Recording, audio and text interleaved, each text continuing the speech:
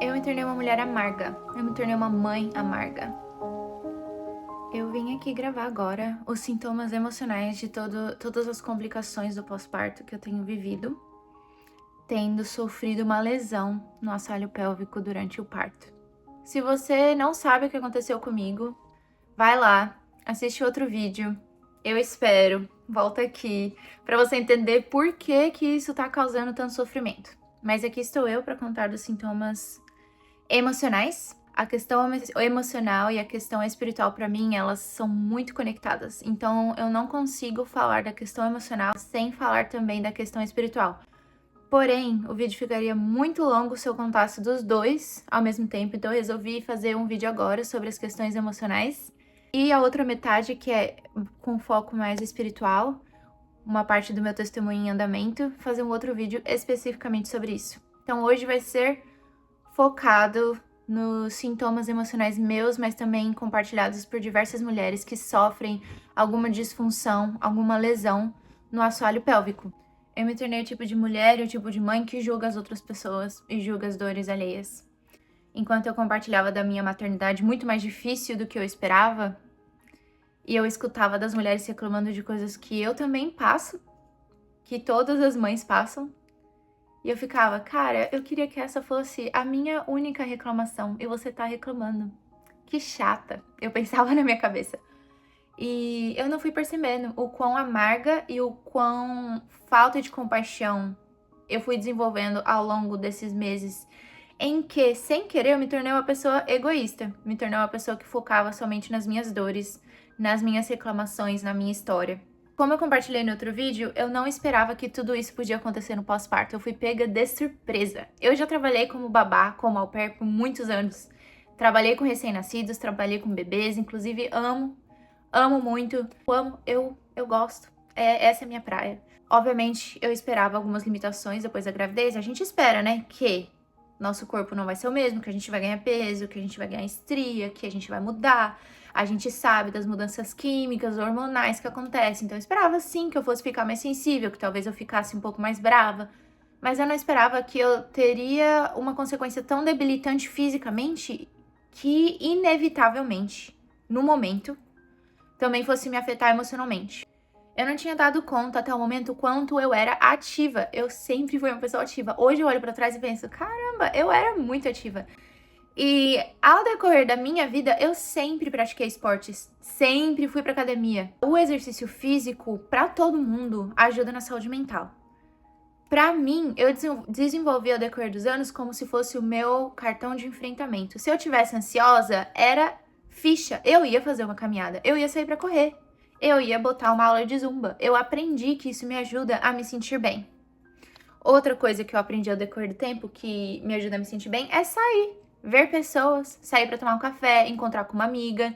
Quando eu sofri essa lesão do assoalho pélvico, eu perdi tudo isso. Eu perdi uma grande parte da minha identidade. Eu não consigo sair pra caminhar. Eu não consigo caminhar na minha casa. Eu não consigo carregar meu filho pra cima e pra baixo. Eu não conseguia então lidar com o sofrimento e eu não conseguia ser quem eu era. Não consigo ser quem eu sou ainda, né?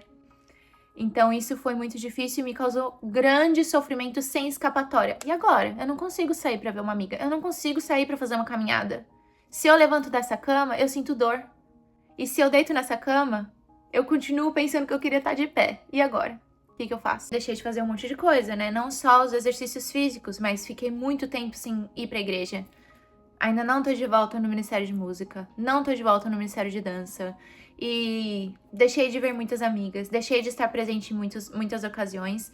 E quando eu estive, foram momentos de dor, porque eu estive lá e não consegui ser eu. Vou dar um exemplo, que é a história de quando eu estava 3 meses pós-parto, ainda usando fraldas, e eu fui no casamento de uma amiga minha brasileira, que estava casando com outro moço latino, e eu pensei, essa festa vai ser incrível, eu vou dançar. Eu estou com 3 meses pós-parto, eu vou levar fraldas extras e eu vou dançar, porque eu amo dançar e eu preciso disso nesse momento. E eu me arrumei, e eu levei 2 fraldas extras na minha bolsa. E é isso, quando soltar a música, eu vou dançar. E eu fui determinada.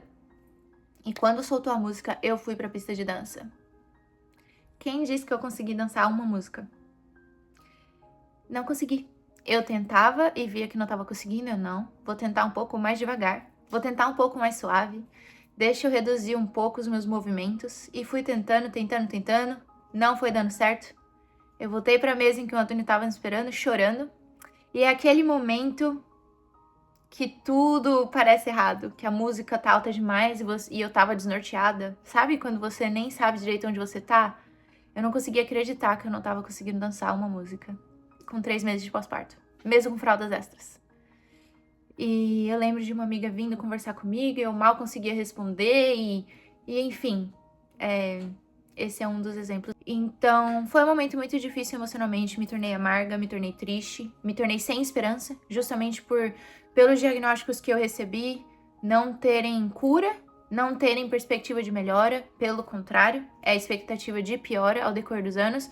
A gente aprende a manejar os sintomas, mas a questão, né, o problema em si, ele piora ao decorrer dos anos. Aí, nesse meio termo, eu fui diagnosticada pela pediatra, pela obstetra, com depressão pós-parto.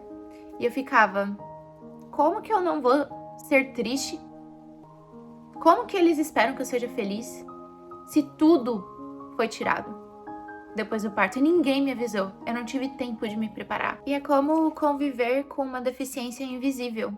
É algo que te limita muito, mas que ninguém consegue enxergar. É algo extraordinário e que eu não fui preparada para passar. Eu também me senti muito invisível, justamente pelas pessoas não entenderem, não compreenderem, porque não é algo que se fala, não é algo que se sabe, mas não é algo visivelmente, ela perdeu um pé, ela perdeu o movimento do lado esquerdo, né? Eu perdi muito, mas não é algo que se dê pra ver, então as pessoas acabam não entendendo. E invisível pelos médicos também, que aqui onde eu moro o sistema de saúde é muito ruim, e é muito difícil a gente encontrar alguém que se importe, alguém que queira investigar, então tive que lutar pelo mínimo por muito tempo. E o mínimo que eu digo é ter os pontos recosturados, porque os meus pontos se abriram uma semana depois do pós-parto e eu só tive essa recostura aos quase 4 meses de pós-parto. Até então eu estava aberta, sangrando, com dor. Então é o mínimo, né? Ter os pontos fechados. E o resto segura nas mãos de Deus, literalmente, porque segurar nas mãos do médico não dá. Então é uma dor que eu me senti muito solitária, muito invisível, muito isolada, muito sozinha e invalidada. Então eu me senti amarga, sozinha, solitária, triste, sentimento de injustiça, sentimento de que ninguém liga, ninguém vê. E isso foi muito, muito difícil. E as pessoas me falavam, Deus tem um propósito. Só que por tudo que eu passei, eu já entendi que nem tudo que acontece tem um propósito. Muito do que acontece com a gente acontece porque a gente mora no mundo mau. A Bíblia diz que o mundo jaz do maligno, que nesse mundo teremos aflições. Ele não diz toda dor tem um propósito. Então, quando as pessoas falavam, Deus tem um propósito nisso, eu ficava, não tem. Eu tô sofrendo porque a Eva pecou, infelizmente, e eu também pequei, obviamente. Então a gente sofre nesse mundo até a gente ir pro céu. Até que,